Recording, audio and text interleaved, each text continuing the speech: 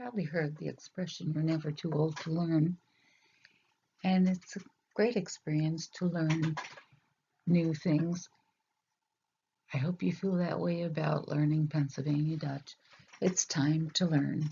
So this particular session that we're doing today is about telling time. We had gone over some of the things in a previous presentation, like the week, the month, the year, and so forth. But now we're going to go into minutes and the time, the hour. So hopefully you will learn from this presentation how to tell time properly. So here are our clock faces. Left side is this. What time is it? We're going to go over the various settings on the clock, the hands on the clock, and we'll give you the times in Pennsylvania Dutch and in English. Now, when we see a specific hour, like 1 o'clock, 2 o'clock, 3 o'clock, and the big hand is on the 12 and the small hand is on the hour, I have an example there, 6 or, which is 6 o'clock. You're going to say 6 or, 2 or, 3 or, and so forth. That's when it's on the hour, when the time is on the hour. When it's halfway, then we call it halve eens is one there, 12:30 is halve eens, means it's halfway to 1. Or you can also say 12:30, which means 12:30, which is half a 1. But most of the time my father used to say halve eens or halve twee or so forth. It would be half of what the next hour is. So if you were going to say 3:30, you would say halve vier or 3:30.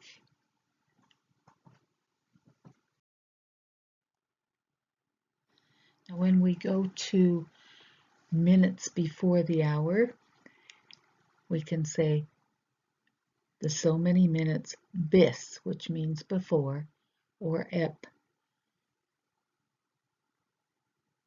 I have an example of 2:45, fadel bis or fadel ep dry, 2:45. Say a minute bis dry would be 10 minutes to 3.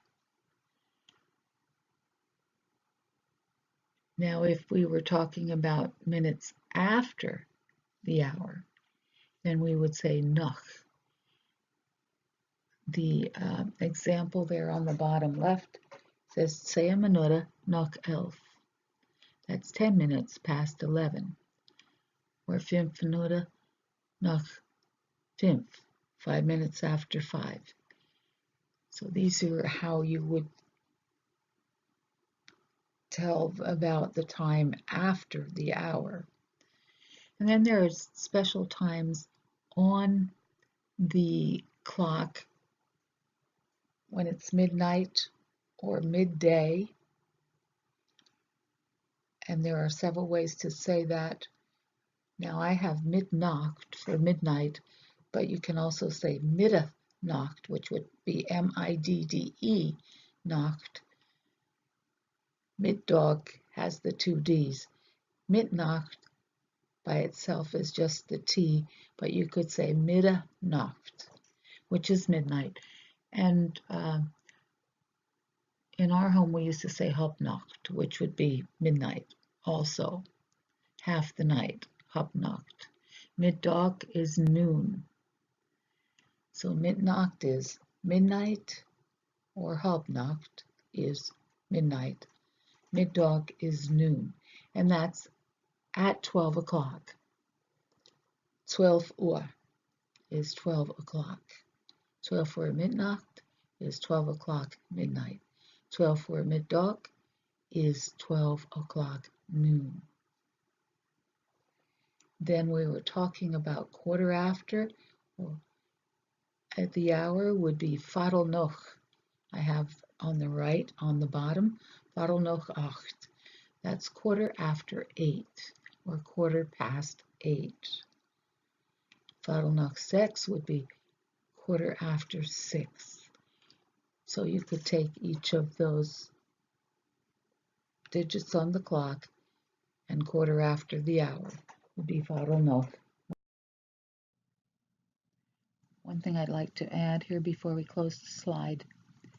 We were talking about Fadl bis or Fadl up dry, which would be quarter of or a quarter of any hour. Doesn't have to be dry. It can be 3, 4, 5, whatever. Or Fadl noch. We have on the right bottom Fadl noch acht. That's quarter after or quarter past. But you can also say 15 Minuten, which is 15 minutes. So it's 15 minutes would be 15 Minuten noch acht, would be 15 minutes after 8, or 15 Minuten bis 3, 15 Minuten ab 3, which would be 15 minutes before 3, or whatever other hour that you were talking about. So I wanted to add that before we close this slide.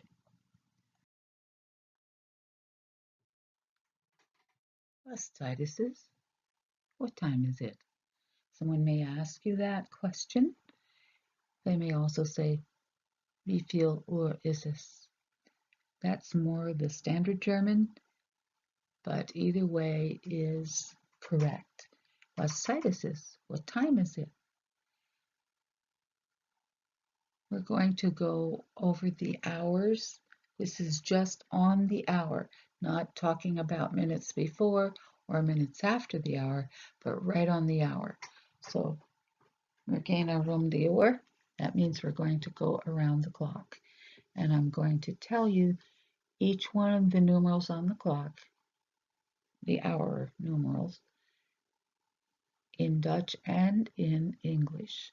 And we'll start at 12 o'clock. Let's start like midnight. We can just say midnight, 12, 4. 12, A is 1, 2 is 2,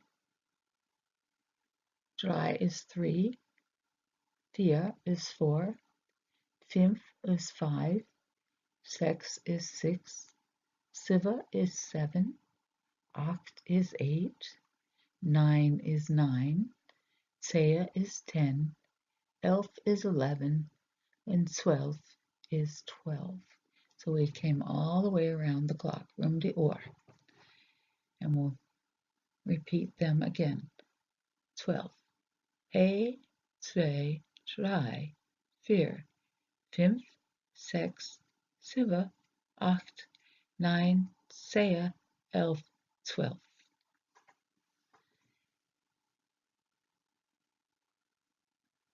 If we're talking about the hour, we're just going to say or, like 6 or, 5 or, 7 or, 10 or, and so forth. And this will be on the hour, on die Stunde. In my family, they used to say Stund rather than Stund, but either one is correct. You could either have the SCHTUNN or the SCHTUND. Stund or Stund. Die Stunde is the hour. Also would like to note that the hand on a clock is called a Säule, and the hour hand is called der Stundensäule, and the minute hand is called die Minutensäule. So that's a new word you may not have heard before. Thought I would bring that up. If you're going to know the time on the clock, you're going to have to become familiar with higher numbers. And we haven't discussed that yet, but we're going to go through some of these numbers so that you will be able to properly tell the time. I have a list here of the first 10 numbers on the clock. A is 1 o'clock. Eins is basically the number for 1, the word for 1, but on the clock, you're going to say a or, which is 1 o'clock. So you're not going to say eins, you're going to say a for 1 o'clock. A, zwei is 2 o'clock, 2 Uhr. 3 Uhr is 3 o'clock. 4 Uhr is 4 o'clock. 5 Uhr, 5 o'clock. 6 Uhr, 6 o'clock. 7 Uhr, 7 o'clock. 8 Uhr, 8 o'clock. 9 Uhr, 9 o'clock. 10 Uhr, 10 o'clock. And then when we're going to get to the minutes,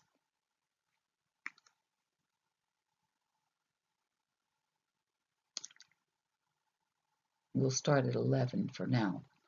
Elf is 11 minutes. 12 minutes. 13, 13 minutes. 14, 14 minutes. 15, 15 minutes. 16, 16 minutes. 17, 17 minutes. 18, 18 minutes. 19 is 19. 20 is 20. Now when we get to 20, and when we get into our numbers of 10, 20, 30, 40, 50, 60, and so forth, till we get to 100, which is 100, when we're adding a number to the 20s or the 30s, we're going to say, we don't say 21, we say 1 and 20. So it's 20. Okay, so it's 21 is 1 and 20. 22 is 2 and 20, or 22. 23 is 3 and 20, which is 23. 24 is 4 and 20, which is 24. 25 is 5 and 20, which is 25. 26, 26, 6 and 20. 27 is 7 and 20, which is 27. 28 is 8 and 20, or 28. 29, 9 and 20, or 29. And then we come to 30. So the numbers are listed there on the chart, and that way you'll be able to tell. Like say if it's 13 minutes after 3, you would say, es ist 13 Minuten noch 3. If it's 10 minutes after 1, 10 Minuten noch 1. Then we're going to say eins when we have 1 standalone. Then we say eins. But if it's like 1 o'clock, a or. I hope that is clear as mud to you, right? But you should have fun trying to look at the clock and tell time. And we're going to go into it a little more detail in the next slide. In this slide, we're going to discuss several ways to tell time. Es ist Zeit für die Zeit. It's time for the time. We're going to be time-wise here because depending on the region that you're from and what you have been accustomed to, what you have heard over the years, if you are familiar with Pennsylvania Dutch language, you will know that there are several ways that people express telling time. I have 2 examples here for you. On the left side, you will see the digital reading of 7:43 and see that also on the clock face. That can be expressed as 7:43, which is 7 o'clock, 3 and 40, which minutes is understood. Or it can be expressed as 43 Minuten noch 7, That would be 3 and 40 minutes past 7, which is 7:43. And then again, I have heard it as 17 minuten bis or eb 8, which would be 17 minutes before or until 8. And of course, the hour is understood in those expressions. Then on the right side, there's a digital outreading of 1:27, and that can be expressed as A or 27. That's 1 o'clock, 7 and 20. So it's 7 and 20 minutes past 1. Or it can also be expressed as 27 minuten nog 1. That's 7 and 20 minutes past 1. Now, if you notice, when we had A or, we say A. When one is an adjective, it's A. When we have one standing alone, it's eins. 27 minuten nog 1. So that's past 1, without saying the clock. So A und eins are both meaning 1, but depending on which way you're using it, you have to be careful that you say the right word. So I hope you learned something about telling time today. Maybe you can get a children's clock or set the hands on the clock different ways and practice saying these to yourself. Keep looking at the chart, keep going through the lesson, and before long I think you won't have too much difficulty in telling time. So I hope this was a good lesson for you, that you have learned how to tell time. Until next time, have a good time.